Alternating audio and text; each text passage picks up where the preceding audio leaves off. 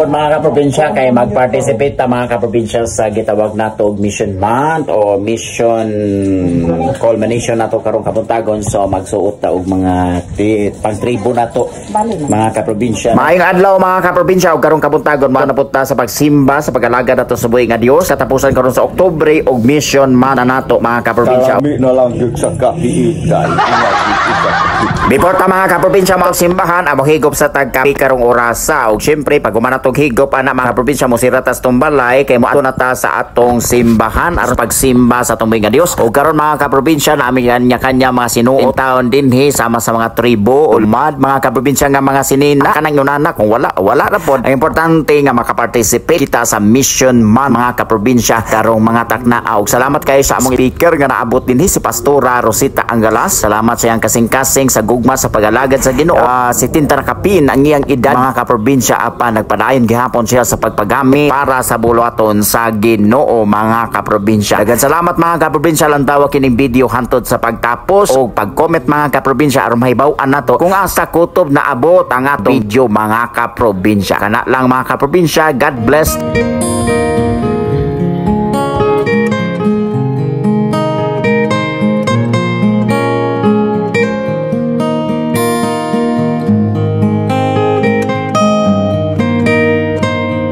Og dinhi mga kaprobinsya atong sudungon ang presentation gikan sa mga gagmay mga kabataan mga kaprobinsya with costume na mga kaprobinsya.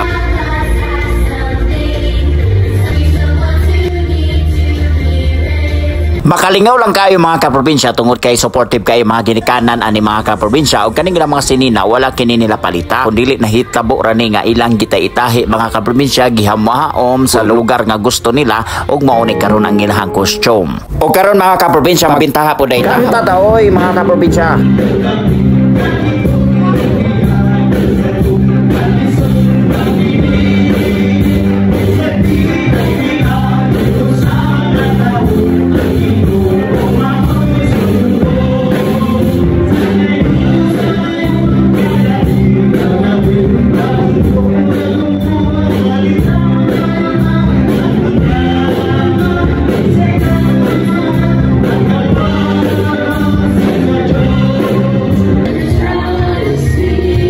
Dinhi pa hapon to ha mga kaprobinsya ako lang gikat yun ang kanta ni ini kay mahalok kay ko mga kaprobinsya sa CPR ba mauna dia mga kaprobinsya og karon padayon ta sa unahan mga kaprobinsya. Syempre pa maminaw na ta sa pulong sa Dios mga kaprobinsya. Pagkaon ng mga sudan unsa may sudanon dito wala kita yano lang taan ang mga tabrok diri sa ato ra nang sunugon murag wala lang pero sila ilan ang pangkuhaon unya ibutang dito sa babaw sa kalaha unya kung mga matay na kadtong mga ulog ila tong pangkanon